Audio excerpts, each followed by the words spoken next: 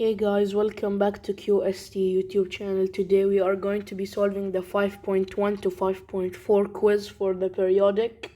Let's get started. Okay, for the first question, choose the correct answer that completes the sentence below. James has a mass of 80 kg and if he stands on 1 foot and the area of his shoes are 200 centimeters, then the pressure exerted by his foot on the ground is, okay, for pressure there are two rules. Pressure, there is P equals F over A, which is force. Let me just write it in words. Force over surface area. Alright? For surface area, it is always in meter cubed. Okay? So here, the force here, it's going to be the weight. Weight equals mg, right? Here, they said G is 10 newtons per kilogram. So we do 80 times 10, which is 800, over 80 times 10 is going to give us 800 over 200 centimeters. Okay, divided by, from centimeter to meter, it is from centimeter cubed to meter cubed. From centimeter to meter,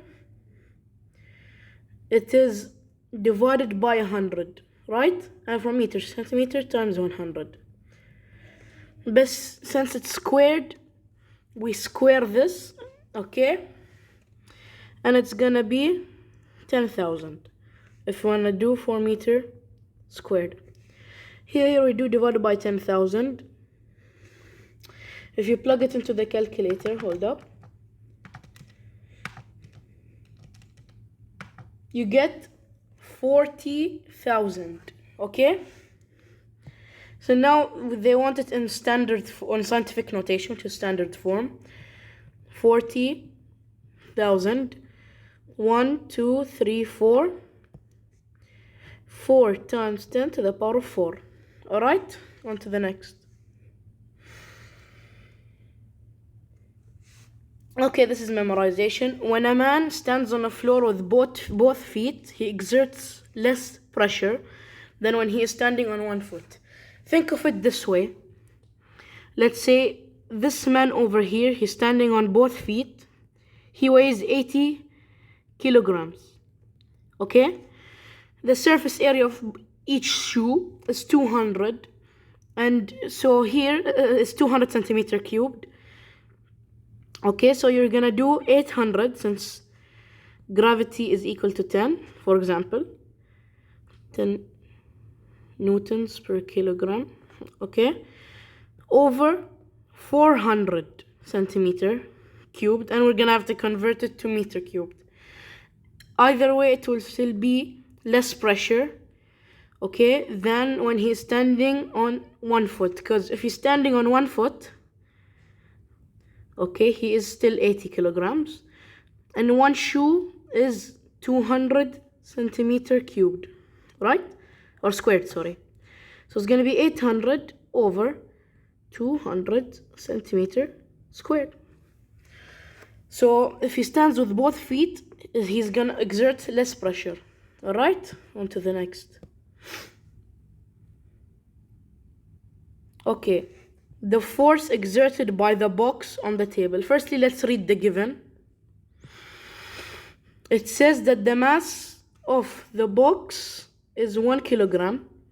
1 second, let me just change the color of the pen. Okay, a juice box of mass 1 kilogram and dimensions, this is 8 centimeters and this is 8 centimeters. Okay, so we'll just use this one over here, 8 centimeters. The force exerted by the box is 10 newtons, so because we do 1 kilogram times 10 newtons, 10 meters per second to make it weight. So it's gonna be 10 newtons per meter. Sorry, it's gonna be 10 newtons. I'm sorry. And the pressure exerted by the box on the table. Okay, we said pressure is equal to force over surface area. The area of a rectangle here, because this is only the rectangle that's touching the floor, is length times width, which is 8 times 13. Okay? So pressure is going to be force, which is, we said here, 10, over 13 times 8, divided by 10,000, because we want to convert it to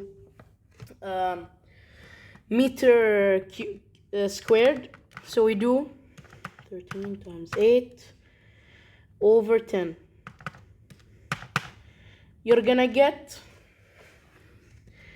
961.54 pascals.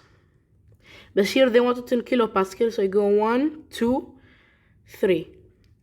Okay, because kilo is times 10 to the power of -3. So and they want it to 2 decimal places, so it's gonna be 0.96 kPa. Okay, and now the force exerted by the box on the table will remain the same, because it's still 1 kilogram. The surface area which the force will act on decreases, because now it's only this part down here that acts on the table instead of this entire area there. So the pressure exerted by the box will increase. On the table, it will increase. Alright, on to the next. The pressure is measured using a pressure gauge, and liquid, this is memorization, and liquid pressure can be measured using simple gauge called a U-tube manometer.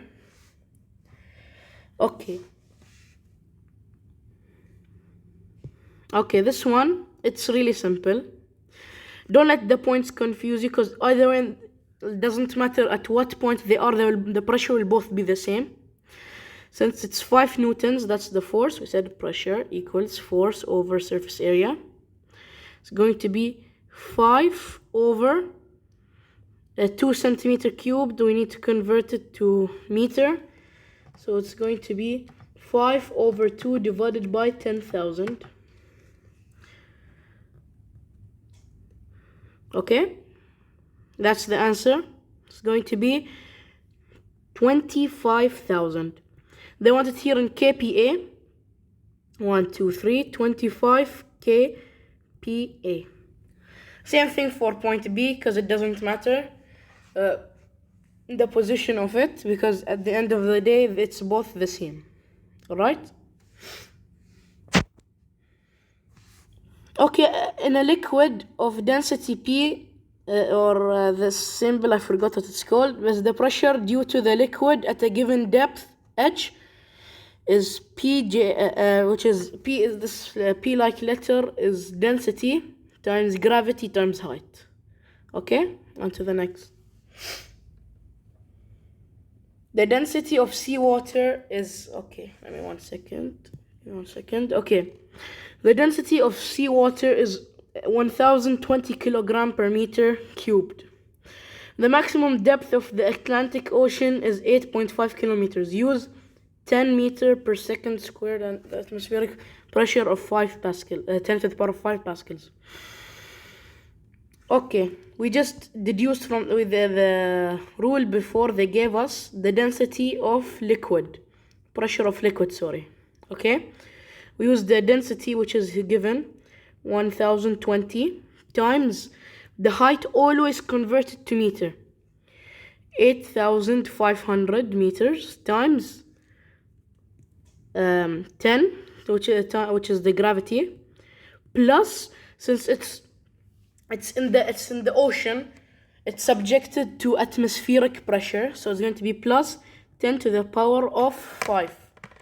If you plug it into the calculator, 1020 times 8,500 times 10 plus 10 to the power of 5. It will give you 868,000,000. Here they want it in megapascals, which is you remove 6 zeros because it's million. 1, 2, 3, 4, 5, 6. 86.8 megapascals. Alright? On to the next. A crush depth is the maximum depth a submarine can submerge without getting damaged. The crush depth of a Seawolf class submarine is 730 meters. Use density of salt water 1020 and gravity 10. Okay, so here they gave us the height or the depth 730 meters times the density, which is 1020, times the height. If you put this in the calculator, 730 times 1020 times 10, 7446000. They want it here in megapascals, so 1, 2, 3, 4, 5, 6. 7.44 megapascals, or you could round it to 7.45 megapascals. Alright, let me check the answer sheet to make sure. Yeah, as you can see, 7.44 and 7.45 are accepted. Both of them are accepted. Alright? As depth increases, the pressure in a liquid decreases. We can, if you don't know how, we can even derive it from the rule. Pressure equals density times gravity times height. Imagine this, for example, this is the ocean. At this height, the only water acting on you is the one above you.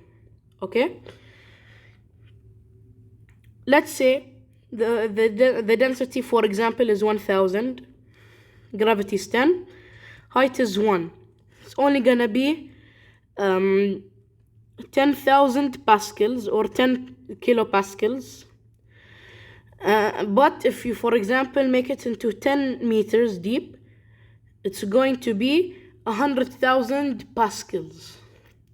So as depth increases, the pressure in a liquid increases. Alright? The cross-sectional area of a shoe's heel is 150 centimeter squared. The weight of the person wearing these shoes is 600 newtons. Fill in the blank. The pressure exerted by this person. Okay. This is one shoe. 1 second.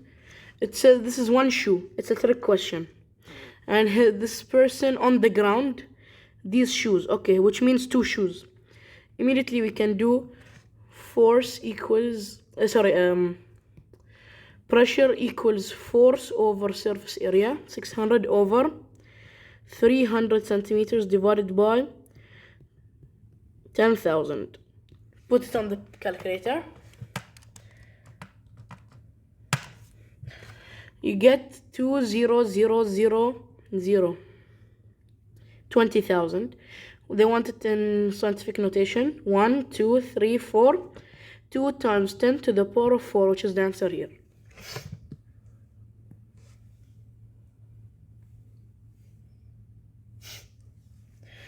A diver of mass 70 kilograms swims in the salt water of density 1020. The diver is 5 meters below the surface of the water. Use gravity equals 10 meters per second squared. The pressure on the diver due to the surrounding water is 51. Okay. As we said, pressure in liquid is density times gravity times height. The density here, forget the mass. It's there to confuse you. Forget about it. Firstly, we take the pressure, density, 1000. 1 second. Pressure equals 1020 times 5 times gravity. 10. If you put it in the calculator, you get 51,000. But here they want it in kilopascal, so 1, 2, 3. P equals 51 kilopascals. Alright, on to the next. This one is easy. All you need to know is it is for example, these two here are proportional to these two. For example, if I put 20 newtons here on 4 centimeters, it will give me like per 20 newtons, like per 4 centimeters 20 newtons. So here is 50. I put 50. Up here I put x. It's unknown. We cross multiply. 50 times 20. Let's just do 5 times 2. We're gonna get 10, which is gonna be 10 here, and we take these two zeros. It's gonna be 1,000. And now it equals 4x over 4 over 4. X will give us 250 newtons. Or you could just simply plug it into the calculator. It's more effective and efficient, and it basically gives you a correct answer every time. On to the next. Okay, the plunger sticks to the surface of the floor under the influence of the atmospheric pressure. 1 second. The atmospheric pressure, as given in answer 3. Since the pressure outside the sucker is greater than that of the inside. Okay? So, in simpler words, the plunger sticks under the influence of the atmospheric pressure, since the pressure outside of the plunger is bigger or greater than that of the inside. Alright, on to the next. A boy is drinking soda through a straw. The cup is exposed to the atmosphere. Which of the following statements are true? The pressure inside the straw is smaller than the pressure outside of the the pressure inside the straw is smaller than the pressure outside at the same level. That's true. The pressure of the liquid inside the straw exceeds the atmospheric pressure. It contradicts the first answer, and on top of that, if you think logically, the pressure inside the straw cannot exceed the it cannot exceed the atmospheric pressure. Okay? If the hole is made into the straw, it would be impossible to drink through. That is right, because once you make a suction on top, it's gonna suck the atmosphere inside with it, so it's gonna prevent the water to come up. It's gonna prevent the water from coming up. The difference in pressure causes the liquid to be pushed up the straw. That's right. The pressure inside the straw is always equal to the atmospheric pressure, as it contradicts our first answer. And it is wrong, since if the pressure of the straw is always equal to the atmospheric pressure, the water will not, the liquid inside the drink will not move up. Okay, on to the next. If a fluid is open to the atmosphere, its surface will be acted upon by what is known as the atmospheric pressure. It's easy, it's just memorization. This one, it is same as we said before. They're proportional. Okay. So let's say if here it rises 800 millimeters, even here it will rise 800 millimeters. They're proportionate. Alright? The radius does not matter. Whatever happens on that side will happen on this side. Okay? On to the next. This is memorization as well. The name of this instrument is a barometer. It's used to measure atmospheric pressure in mmHg, millimeter mercury. Alright? On to the next.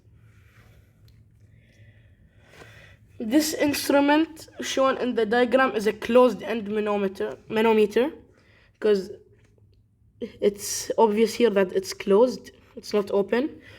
And the value of pressure P of the gas supplied in the flask is, here what you're gonna want to do is firstly convert this into meter, a kilogram per meter, which is 13,600 times the gravity, which is 10, times the height, which is this plus this, which is going to be converted to meter, 0.05. You're gonna get 680 pascals, no, 600, 1 minute, times 10 times 0.05. You're gonna get 6,800, I'm sorry. And to make it into kilopascals, you're gonna move 3 times, 1, 2, 3, 6.8 kilopascals. Alright, on to the next. I'll come back to this question at the end of the video, okay? In any container, this is memorization, in any container, a liquid always forms a uniform level in connected vessels. A liquid settles at the same level irrespective to the size and shape of vessels. By pulling a syringe, a partial vacuum is created. The higher pressure outside the syringe pushed the fluid inside. The bicycle pump is a mechanical device that moves fluid by pressure or suction.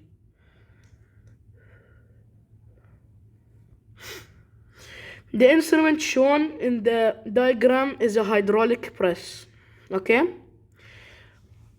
We just said it. They are proportional. We can make a ratio out of them. So the force exerted on the 20 centimeter piston is, so every 20 centimeters, it is 12 Newton per, 20 centimeters squared.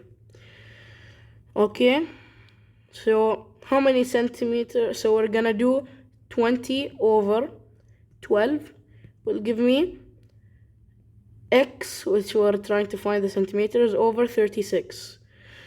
36 times 20, we're gonna do cross multiplication.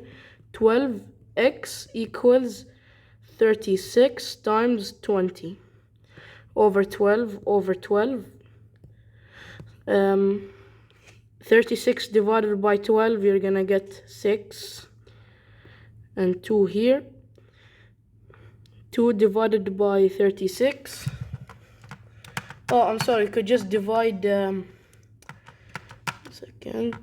you could just divide 36 by 12 is gonna be 3.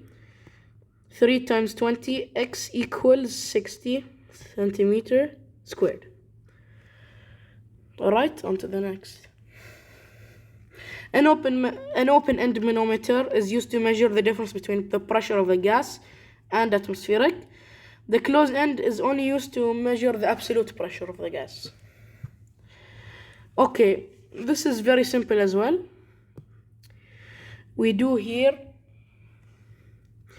density 13,600 times 10 times here height 2, which is x, minus height 1, which is 15, 0.15. It will give us 30,000 pascals, 30 kPa, 13,600 times 10 times x minus 0.15 will give me 30,000. You're gonna get 0.37. Convert that to centimeter. You're gonna get 37 centimeters. On to the next.